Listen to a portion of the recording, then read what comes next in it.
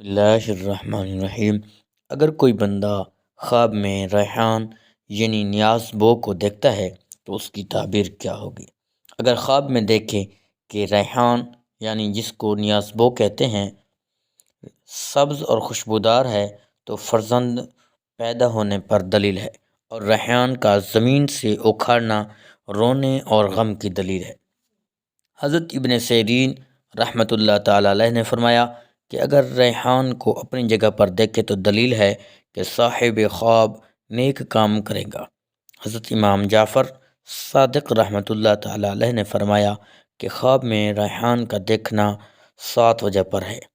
پہلی وجہ عورت، دوسری وجہ کنیز، تیسری وجہ دوست، چوتھی وجہ فرزند، پنجم نیک بات، اور چھٹی مجلس علم، اور ساتویں نیک کام۔